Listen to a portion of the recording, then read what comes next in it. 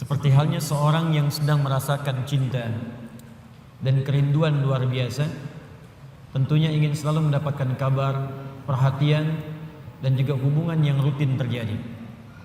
Tadi kami contohkan ketika Anda mencintai seorang anak, bahkan itu anak satu-satunya, tapi kemudian sehari tidak ada kabar, 2 hari tidak ada kabar, 3 hari tidak ada berita.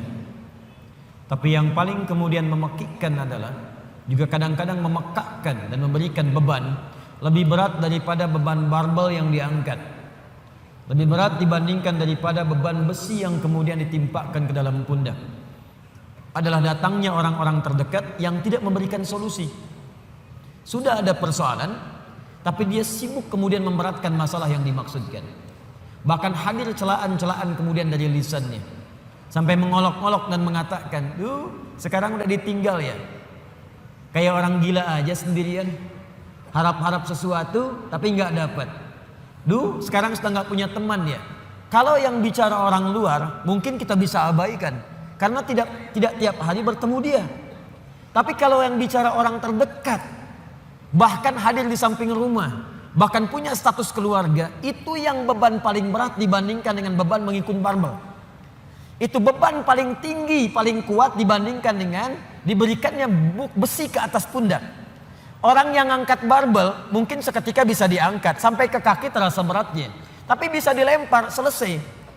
Tapi kalau ada orang terdekat kemudian mencela Anda, orang terdekat memfitnah Anda, orang terdekat mengolok-olok Anda, orang terdekat menyebarkan aib Anda yang sebetulnya bukan aib pula, itu yang kadang-kadang berat untuk diterima. Di situ kadang kita merasa sedih. Ini yang terjadi keluarganya sendiri. Ini menariknya, tiba kemudian saat situasi itu terjadi di hari yang ketiganya, tiba kemudian Allah langsung turunkan 2 surah sekaligus. Termaktub dalam mushaf urutan 93 dan 94, langsung seketika. Jadi dua-duanya disebutkan satu penjamin, yang keduanya menyebutkan solusi. Bahkan beban itu langsung diisyaratkan seperti tadi kami ungkapkan. Wadduha. Bagian pertama surah 93-nya. Wal-laili idza saja. Ma wadda'aka rabbuka wa ma qala. Ketika tadi keluarganya mengatakan inna sahibaka qad qalaq. Sungguh Rabbmu sekarang, Tuhan itu yang engkau pertuhankan itu sudah meninggalkanmu. Dijawab langsung, ma wadda'aka rabbuka wa ma qala. Walal akhiratu khairul laka minal ula. Wala sawfa yu'tika rabbuka fatarda. Alam yajidka yatiman fa'awa. Wa wajadaka dhallan wa wajadaka 'ailan fa ammal yatima fala wa ammas sa'ila fala wa amma bi ni'mati rabbika. 11 ayat langsung. Apakah berhenti? Tidak. Teruskan surah yang keduanya. Langsung disebutkan tentang beban yang terasa terpikul itu. Seketika dijatuhkan bebannya oleh Allah Subhanahu wa taala. Nanti kita bahas tafsirnya. Alam nashrah laka wa wada'na an alladhi an wa rafa'na fa inna ma'al fa idza faraghta wa ila rabbika. Allahu akbar. 2 surah ini kalau kita bahas dengan benar, tanamkan, hunjamkan ke dalam jiwa, maka orang yang bisa memahaminya dengan baik, demi Allah saya katakan, beban seberat apapun akan ringan terasa ia terima dalam hidupnya. Seakan hidup tidak ada beban. Sepanjang 2 surah ini dipraktekkan dalam kehidupan. Karena saya yakin setiap kita itu yang hidup pasti punya beban persoalan. Jadi jangan dikira wajah-wajah yang hadir saat ini, ada yang senyum, ada yang tertawa, belum tentu nggak punya masalah. Kadang-kadang tersimpan untuk merasa menghilangkan persoalan itu ketawa. Untuk merasa menghilangkan beban itu tersenyum. Bukan berarti masalahnya hilang. Dan yang paling berat adalah hal-hal yang tidak kita duga sebelumnya. Masalah itu hadir di sekitaran orang-orang dekat kita tersendiri. Dan penyebab persoalan itu adalah orang-orang yang tidak kita duga sebelumnya. Abu Jahal itu partner Nabi sebelum masuk Islam. Dalam apa? Dalam persaingan olahraga, sering bergulat juga, dan selalu Nabi menang. Abu Jahal selalu kalah. Kalah. Sampai seketika dikalahkan oleh Nabi, kalah lagi. Sampai penasaran dengan Nabi. Abu Lahab itu teman-teman sekalian, paman Nabi, bahkan anaknya menikah kemudian dengan putri Nabi sallallahu alaihi wasallam. Tidak mudah. Tapi apa yang terjadi? Beban itu yang paling berat yang ada di sekitarannya. Melebihi beban di kantor, melebihi beban di kampus, melebihi beban di pemerintahan, melebihi beban di pekerjaan. Saya mau tanya pada Anda, bapak yang kerja di kantor, berat mana? Maaf ya, berat mana? Menghadapi pekerjaan yang rumit di kantor atau istri yang selalu cerewet? Maaf Bu ya. Atau ibu deh, berat mana menyiapkan masakan dengan suami yang sering marah-marah? Amin. Tidak mudah. Karena itu kalau yang berat saja sudah ringan bagi diri kita, maka yang kecil nggak ada apa-apanya.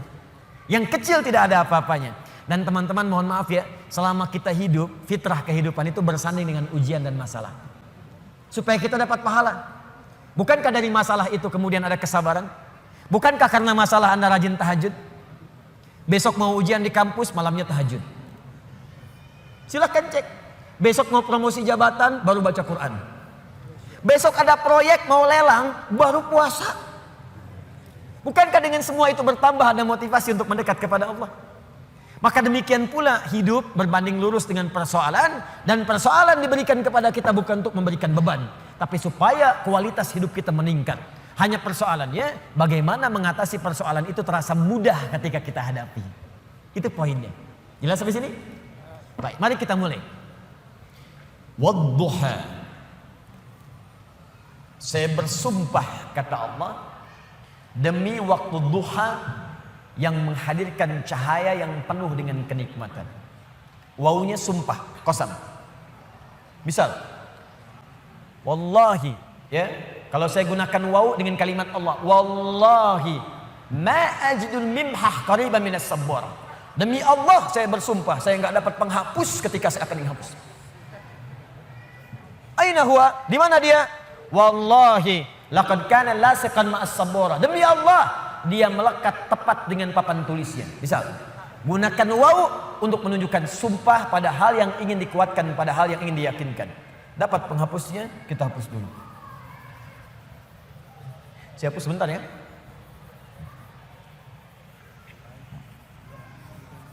Gak apa-apa, ini memang seperti ini fitrahnya.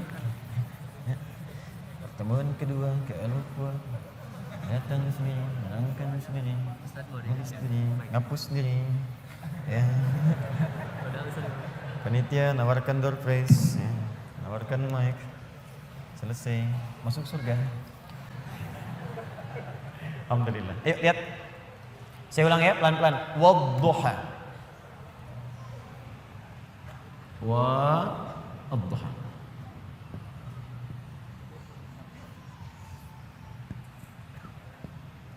Fokus.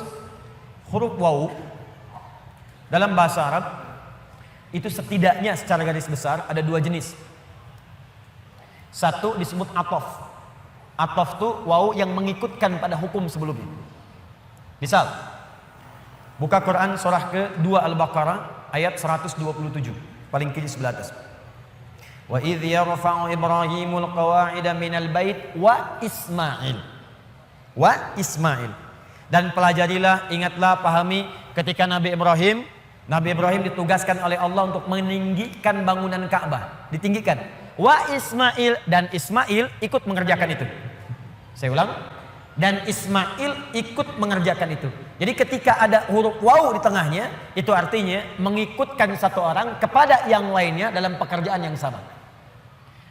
Zahaba Ahmad ila Masjid Al-Ukhuwah wa Ali. Ahmad pergi ke Masjid Al-Ukhuwah dan Ali ikut ke situ. Itu waw ataf.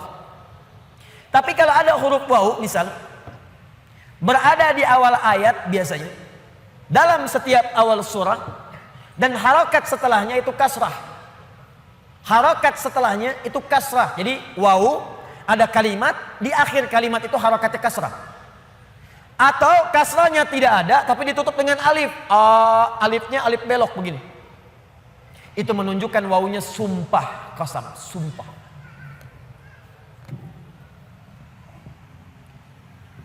Saya ingin katakan pada Anda, kalau ada orang ragu kemudian saya